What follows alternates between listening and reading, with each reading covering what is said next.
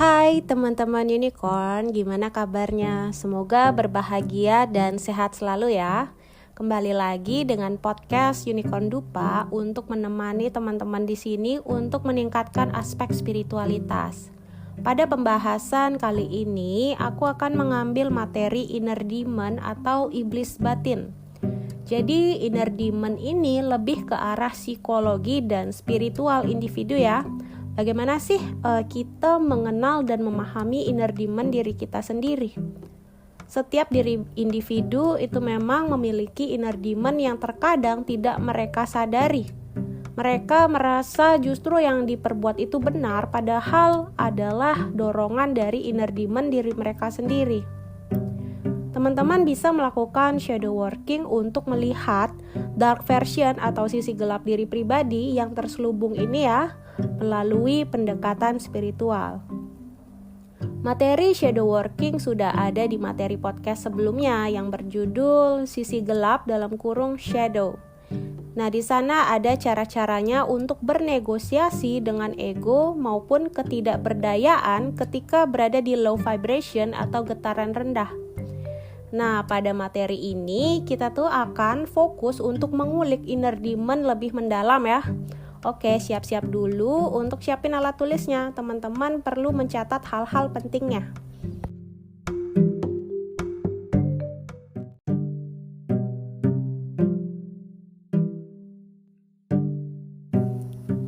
Jadi, inner demon memang sangat berbahaya untuk diri sendiri maupun orang lain. Di sini, inner demon bukan di area low vibration yang dalam ketidakberdayaan, melainkan low vibration yang mengikuti naluri ego. Ini meliputi keegoisan, keserakahan, penyalahgunaan kekuasaan, narsisme, dan kebanggaan diri yang berlebihan. Nah, ketika diri manusia pernah sesekali menggunakan naluri inner demon-nya, mereka justru akan lebih jahat lagi ke depannya. Tapi apabila baru hanya sampai di pikiran saja, belum sampai ke arah tindakan, itu masih bisa mudah diselamatkan. Dan apabila sudah sampai ke arah tindakan, itu sebenarnya masih bisa diselamatkan asalkan diri individu itu mampu untuk mengurung hasrat inner demon-nya dengan cara pengendalian diri, yaitu sadar atau aware dengan getaran-getaran negatif yang memasuki dirinya.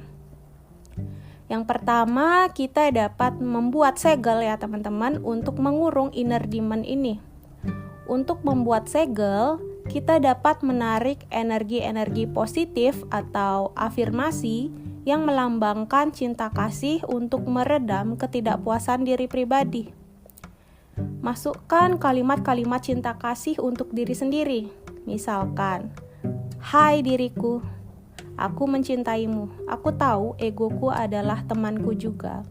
Aku tahu kamu menyimpan rasa sakit dan ketidakpuasan di sana. Tapi yuk ciptakan kehidupan kita dengan welas asih."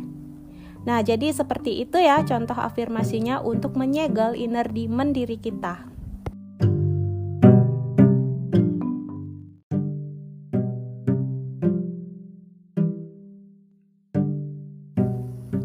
Yang kedua, kita perlu mengadakan conversation dengan inner demon diri kita. Percakapan biasanya akan ada ketika suara-suara negatif inner demon mulai muncul. Kita perlu memprogram ulang dengan cara memberikan pertanyaan-pertanyaan kritis seperti, kenapa aku perlu mendengarkan suara negatif hanya untuk kepuasan sesaat? Apa untungnya bagi kehidupanku bila aku mendengarkan suara ego yang jahat seperti itu? Dan sebagainya ya.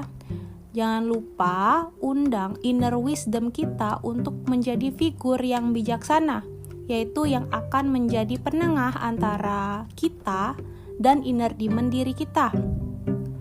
Pada inner wisdom diri kita itu sebenarnya yang memainkan peran ini adalah higher self diri kita. Higher self itu merupakan diri kita yang paling subtil dan bercahaya atau dapat disebut sebagai percikan cahaya dari Sang Ilahi. Jadi kita itu sebenarnya sangat dekat dengan Sang Ilahi melalui higher self diri kita ya. Nah, sedangkan inner wisdom itu merupakan kebijaksanaan yang telah kita temukan karena nilai-nilai kesadaran kita bertambah. Higher self dan inner wisdom itu saling terkait untuk meningkatkan level kesadaran kita. Jadi seperti itu ya untuk mengadakan conversation dengan inner demon diri kita.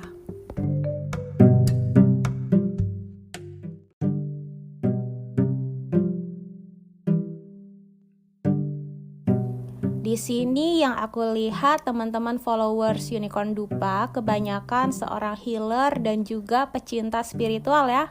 Semoga kita semua bisa bertumbuh bersama-sama ya, menjadi manusia yang lebih baik lagi dan berkesadaran. Oke, kita lanjut lagi ya ke materi pembahasan. Yang ketiga, diri kita harus menanamkan rasa peduli dan empati kepada sekitar ya, karena inner demon pasti akan tidak terlalu aktif apabila diri kita fokus menerapkan nilai-nilai welas asih dan kebijaksanaan.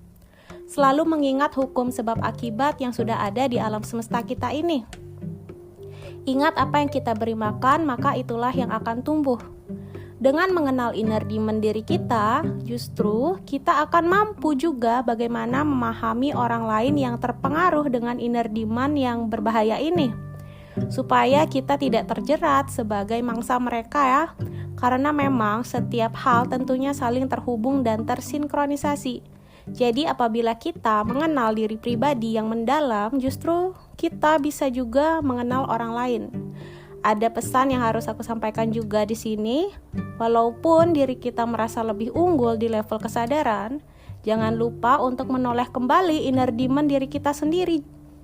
Jadi harus tetap rendah hati bahwa diri kita tidak selalu benar dan tidak selalu bisa sempurna. Carilah pengetahuan tanpa henti karena kebijaksanaan adalah kompas yang membimbing perjalanan jiwa kita. Sekian dulu dari episode ini. Dan sampai jumpa di episode berikutnya.